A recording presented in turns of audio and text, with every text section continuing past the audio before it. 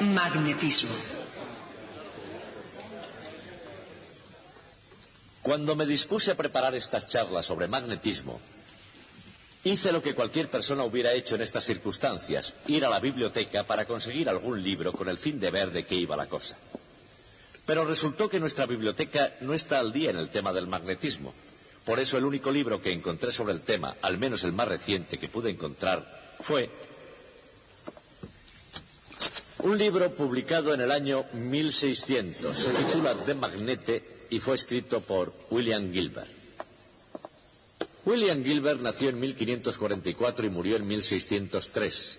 Eso significa que fue contemporáneo de Kepler y Galileo. Licenciado en medicina, obtuvo su doctorado en 1569 en la Universidad de Cambridge.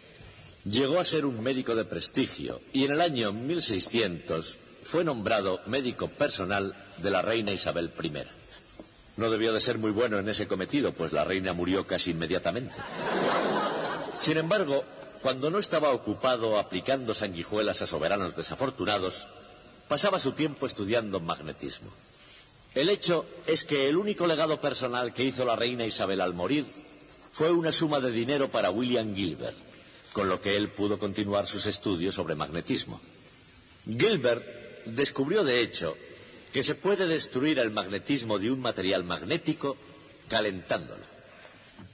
Gilbert hizo otros importantes descubrimientos sobre magnetismo. Descubrió la manera de aumentar el magnetismo de un imán permanente rozándolo con otro imán. Encontró que si se mantiene una barra de hierro rigurosamente alineada durante mucho tiempo, se imanta gradualmente. Y posiblemente el hallazgo más importante de todos fue descubrir que la Tierra se comporta como un imán gigante. Se han descubierto desde entonces algunos otros hechos importantes sobre magnetismo, y de eso es de lo que voy a hablarles hoy.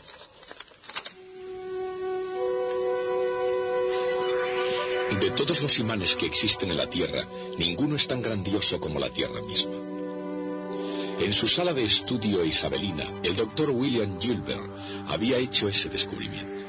Desde entonces, los científicos han descubierto que la mayoría de los planetas tienen campos magnéticos. Lo mismo que las estrellas, y sobre todo el Sol.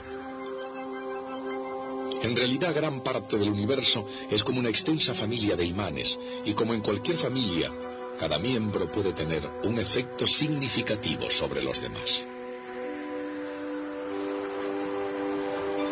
Ya sea en el Polo Norte o aquí en el Polo Sur, en ningún otro lugar se puede sentir o estudiar el magnetismo de la Tierra con tanta intensidad. Esto puede ser un entorno muy duro, pero no deja de tener ciertas compensaciones, como el encontrarnos con los nativos.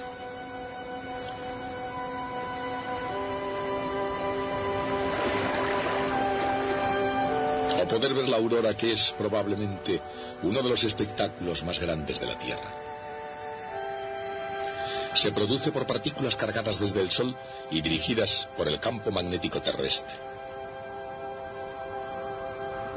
Pero, ¿qué es exactamente el magnetismo? Prácticamente todos hemos jugado alguna vez con imanes.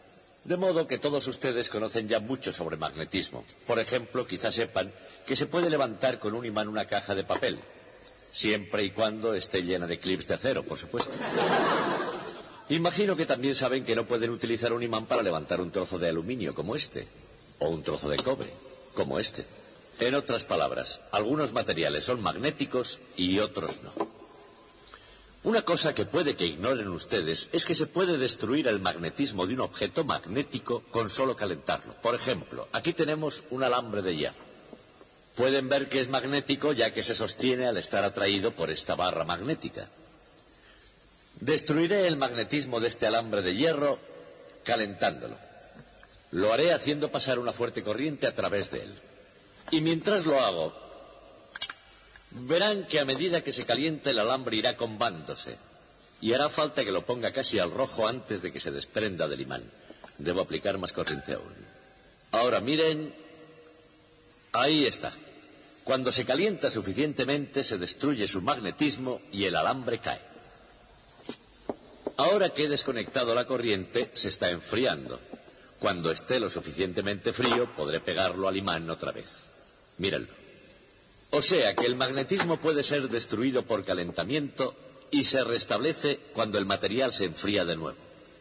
Esto es verdad no solo con el hierro, lo es también con otros materiales. Tengo aquí algo que parece hierro vulgar, pero no lo es. Fíjense en él. Este es un material muy poco común, conocido como gadolinio. El gadolinio no es magnético a la temperatura ambiente, es decir, no quedará pegado a la barra magnética. Y esto sucede solo porque la temperatura de la habitación es tan alta para el gadolinio que su magnetismo se ha destruido. Si lo enfrío un poco con respecto a la temperatura de la sala, volverá a ser magnético otra vez. Puedo hacerlo. Puedo enfriarlo sumergiéndolo en nitrógeno líquido. Observen. Tengo que mantenerlo aquí el tiempo necesario para que al enfriarse recobre su magnetismo. Ahora probamos de nuevo. Como pueden ver, ahora es magnético. En realidad solo es magnético por un lado, ya que solo enfrié uno de ellos. Si trato de hacer lo mismo con el otro lado, así, como ven, no se pega. Solo lo hará por el lado frío. Así. O sea, el magnetismo de los materiales se destruye por calentamiento, pero se puede recuperar de nuevo dejándolos enfriar.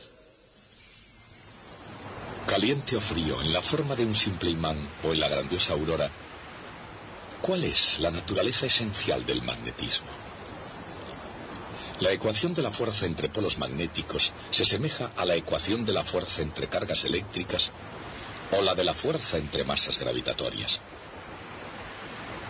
Al igual que las cargas eléctricas, los polos magnéticos aparecen en dos formas llamadas norte y sur.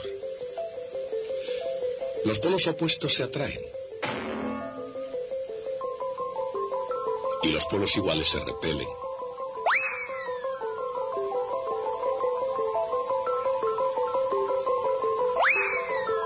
A diferencia de las cargas eléctricas, los polos magnéticos siempre se presentan de dos en dos, iguales y opuestos. Si se intenta cortar un imán en dos para separar los dos polos, los puntos por donde se efectuó el corte crearán sus propios polos. De manera que cada fragmento continúa teniendo un polo norte y un polo sur. Y es esta única diferencia entre cargas eléctricas y polos magnéticos lo que nos lleva a la pregunta: ¿puede un único polo magnético existir por sí solo en algún lugar del cosmos? De acuerdo con ciertas teorías, sí que puede. Teóricamente, existen algunos polos magnéticos aislados llamados monopolos magnéticos y han existido desde y como resultado de la gran explosión o Big Bang. Pero si han conseguido existir esos monopolos magnéticos, ¿dónde se encuentran ahora? Numerosos científicos han estado buscando monopolos magnéticos, pero no se ha encontrado ninguno hasta ahora. En cambio, hay una gran cantidad de dipolos magnéticos por ahí. Los dipolos magnéticos son dos polos ligados para siempre, formando un único imán. Y nos llevan otra vez a William Gilbert. William Gilbert, el hombre que sentó los fundamentos para el estudio del magnetismo, representó a la Tierra como un imán gigante. La Tierra tiene un campo magnético intrínseco y efectivamente tiene mucho de imán gigante. Las líneas magnéticas de fuerza de la Tierra salen de la superficie en un hemisferio y entran en el otro. El esquema que siguen esas líneas de fuerza es muy similar al de las líneas de una barra imantada. El campo magnético de un imán con sus dos polos es semejante en su forma al campo eléctrico producido por dos cargas iguales y opuestas. La corriente eléctrica que recorre un anillo circular crea también un campo magnético de esta forma. Así también lo hacen cada protón, cada neutrón y cada electrón en el universo.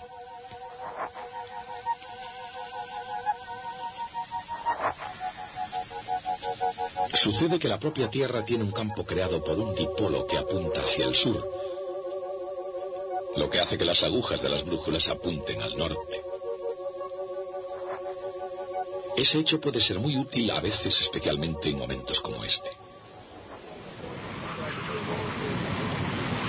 Estos soldados están usando una brújula para encontrar su camino de vuelta al campamento.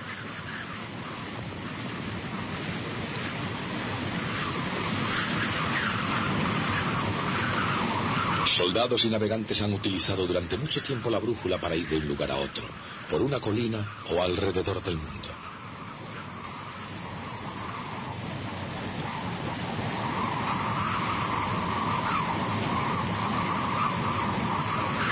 Y hasta el grado en que lo han conseguido ha sido debido a que la aguja magnética de una brújula siempre señala al norte. Pero ¿cómo funciona una brújula? O en otras palabras, ¿qué le sucede realmente a un imán de un campo magnético?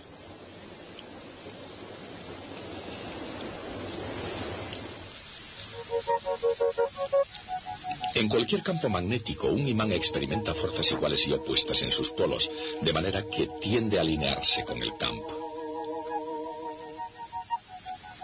En otras palabras, el campo ejerce un par que tiende a hacer que el polo norte apunte en la dirección del campo. De hecho, es así como se define la dirección del campo.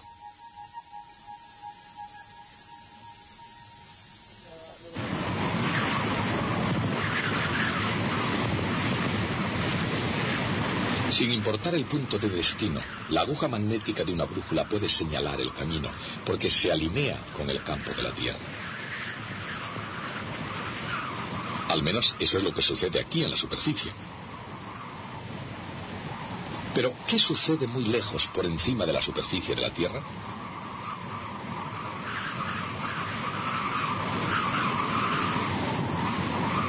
Al principio la gente pensaba que el campo del dipolo de la Tierra se extendía indefinidamente en el espacio, pero ahora sabemos que no es así.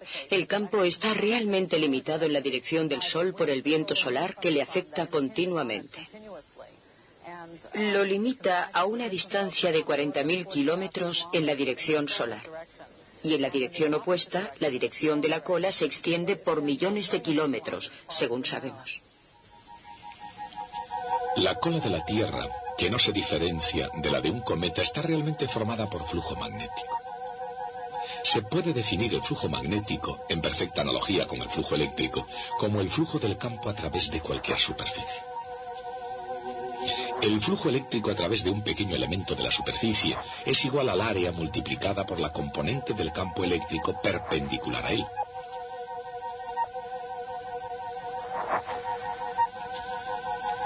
El flujo total es la suma o integral de todo el flujo a través de la superficie.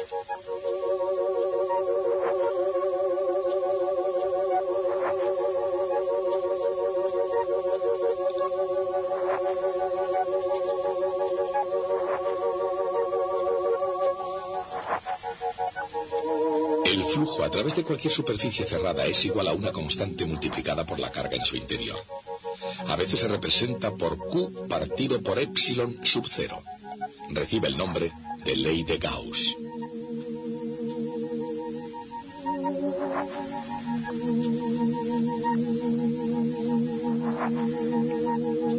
Para un dipolo eléctrico, la ley de Gauss se aplica equilibrando el flujo saliente de la carga positiva con el flujo entrante en la carga negativa. De manera que el flujo total, igual que la carga, es cero.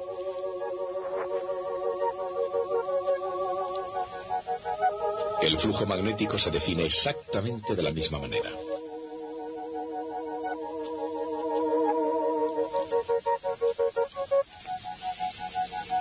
Conceptualmente, el flujo es una medida del número total de líneas de fuerza que pasan a través de cualquier superficie.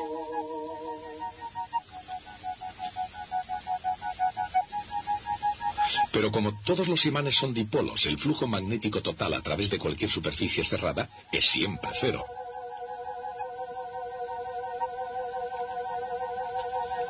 El flujo saliente desde los polos norte está siempre compensado por el flujo entrante en los polos sur. Esta es la ley de Gauss para el magnetismo.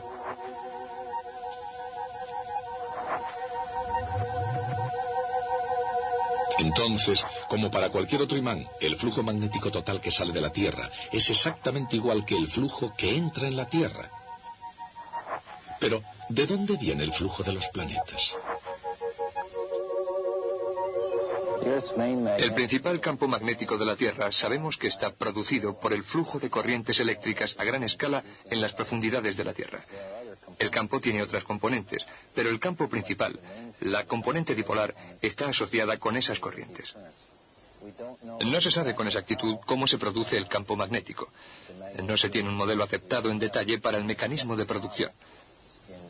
Se sabe, sin embargo, que está de algún modo relacionado con el movimiento de estos materiales conductores derretidos en la rotación de la Tierra.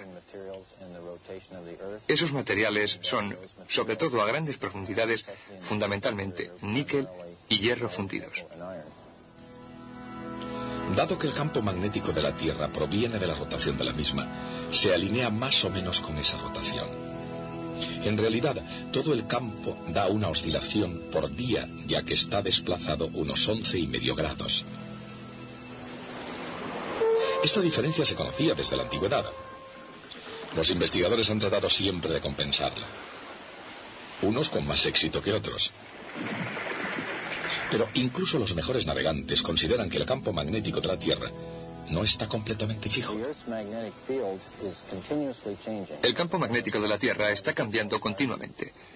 De hecho, las cartas de navegación, esas que usamos para determinar nuestra dirección tomando medidas con brújulas, tienen que ser cambiadas con bastante frecuencia, con el fin de que sean suficientemente precisas para la navegación. De manera que el campo está cambiando constantemente. Hablando en términos de millones de años, cambia mucho más impresionantemente que eso. De hecho, la polaridad realmente se invierte, y no de forma periódica, sino de forma aperiódica. Sin embargo, frecuentemente en términos de tiempo geológico. Desde un punto de vista geológico, este cambio de los polos magnéticos de la Tierra, el norte por el sur, tiene lugar con bastante frecuencia, aproximadamente cada medio millón de años más o menos. Comparen este ciclo con la frecuencia con la que el Sol cambia su polaridad. El campo del Sol cambia de dirección cada 11 años. Este es un proceso notable que comienza con las manchas solares. La polaridad magnética de las manchas solares es diferente en cada ciclo sucesivo de 11 años. Una mancha solar es una región oscura que vemos sobre la superficie del Sol y que encontramos como resultado de campos magnéticos intensos. Las manchas solares siempre aparecen en pares, ya que no hay monopolos magnéticos. Así, yo tengo que tener siempre un norte y un sur, o una polaridad positiva y una negativa juntas. Por lo tanto, yo procuro ver dos grandes manchas solares. Las líneas magnéticas de fuerza irán desde una mancha solar a otra. Vemos aparecer las manchas solares como si un gran tubo de flujo magnético hubiera surgido de debajo de la superficie. Y vemos la intersección de este tubo con la superficie como una mancha solar muy intensa.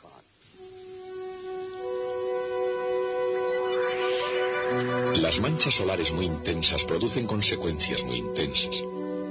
Entre las más espectaculares están las llamaradas solares. También está el viento solar, no tan obvio, pero igualmente evidente cuando azota de repente causando estragos en el campo magnético de la Tierra. El Sol es el origen del viento solar, que es un efluvio a alta velocidad de todo el material de la atmósfera del Sol. Y esto sucede de una manera curiosa. La atmósfera exterior del Sol, llamada corona solar, está muy caliente.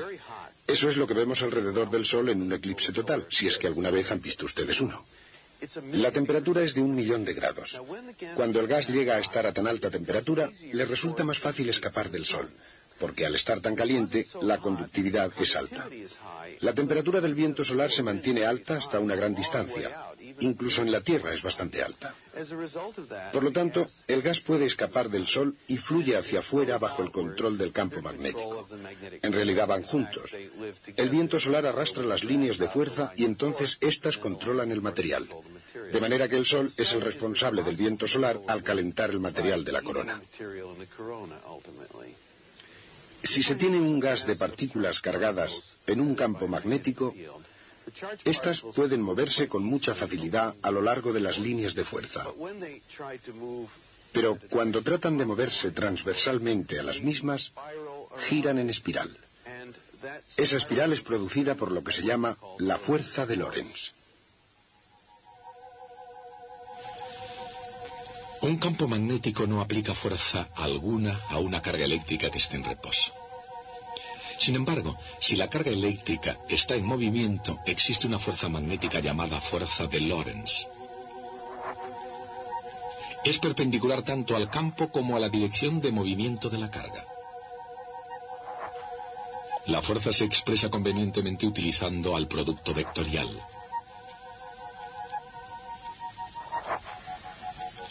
Como la fuerza magnética que actúa sobre una carga eléctrica en movimiento es siempre perpendicular a la velocidad, la fuerza no la hace aumentar ni disminuir. En lugar de eso, las cargas tienden a seguir trayectorias, en forma de circunferencia o de hélice. En campos magnéticos no uniformes, las cargas eléctricas pueden ser atrapadas, como en el caso, por ejemplo, de los cinturones de radiación de Van Allen. Cerca de las regiones polares, las partículas cargadas se acercan a veces lo suficiente como para chocar con la atmósfera, emitiendo luz, como los electrones al chocar con una pantalla de televisión. Ese es el origen de la espectacular aurora en los polos norte y sur. Sin embargo, en general, el efecto del campo magnético es mantener las partículas cargadas lejos de la Tierra. El campo magnético de la Tierra actúa como un escudo protegiéndonos de las partículas energéticas del Sol y de los rayos cósmicos, de manera que en realidad somos afortunados por tener el campo magnético de la Tierra. Es una de las cosas que estimulan la vida en la Tierra tal como la conocemos. Algunos otros planetas tienen campos magnéticos. Júpiter, Saturno y Urano tienen campos magnéticos. Venus no tiene un campo magnético. Y en realidad, aunque antes la gente solía llamar a Venus gemelo de la Tierra porque son de tamaños similares y están casi a la misma distancia del Sol, ahora sabemos que no es ese el caso. Venus es como una Tierra en decadencia y la razón es que no tiene campo magnético que lo proteja como lo tenemos en la Tierra. Cuando William Gilbert proclamó que la Tierra se comportaba como un imán gigante, apenas se dio cuenta de que había dado con uno de los ingredientes decisivos que hacen posible la vida en la Tierra. Sin duda hemos aprendido mucho sobre la naturaleza del magnetismo, pero no olvidemos que todo comenzó con este libro de William Gilbert. Un libro que de hecho es muy raro. Se cree que solo existen 60 y tantos ejemplares de esta primera edición en todo el mundo. Y este ejemplar en particular es más especial porque tiene una inscripción en la primera página que se cree fue escrita por el propio Gilbert. Si esto fuera cierto, esta es la única muestra conocida de la escritura de Gilbert. Sin embargo, este libro, valioso y excepcional, no es lo más antiguo que se ha escrito sobre magnetismo. En realidad, hay un manuscrito sobre magnetismo que proviene de más de 300 años antes de que se editara el libro de Gilbert. Fue escrito por un hombre llamado Pierre de Maricourt, también conocido como Peter Peregrinus. Hoy diríamos peregrino, para recordarlo Perico el Peregrino. Me gustaría decirles todo lo que se conoce sobre este personaje misterioso. Tenemos un manuscrito de él llamado epístola, que es la palabra latina para carta, una carta escrita por él. El título de esta carta es Carta sobre el imán de Peter Peregrinus de Maricourt a Sigirus de Fouquecourt, soldado. Punto. Fin del título. Luego, la carta en sí es una descripción del comportamiento de los imanes, algo sobre magnetismo y nada en absoluto sobre el propio Peter. Solo al final de la carta y a manera de conclusión dice: en el campo de batalla, en el sitio de Lucera, en el año de nuestro Señor de 1269, 8º día de agosto. Y esto es todo lo que se sabe acerca de Peter Peregrinus. Basados en esta información, los historiadores nos han dicho que era un ingeniero del ejército de Carlos de Anjou, rey de Sicilia, que era de cuna noble, que provenía de Maricourt, en la Picardía, que era teólogo y a lo mejor incluso franciscano. ¿Que cómo saben los historiadores todo esto? Tengan en cuenta que ellos tienen imaginación erudita. Bueno, no solo los eruditos tienen imaginación. El propio Peter Peregrinus era imaginativo. Fue el primero en inventar una máquina magnética de movimiento perpetuo. Fue la primera de una larga serie. Y cuando no funcionó, como pasó con las demás que vinieron después, fue el primero en echarle la culpa al tipo que se la fabricó. Pero sus agudas observaciones sobre el comportamiento de los imanes convirtieron este manuscrito en algo sumamente valioso. Hay 31 copias conocidas de este manuscrito, y según los módulos de la Edad Media anteriores a la invención de la imprenta, eso significa que el tal manuscrito debió de ser todo un bestseller. Al menos una de estas copias cayó en manos de William Gilbert, ya que Gilbert lo cita profusamente e hizo gran uso de este trabajo y de esta carta que nos llega desde la noche de los tiempos. Y hablando de tiempo, se nos ha terminado. Así que ya saben, hasta el próximo día.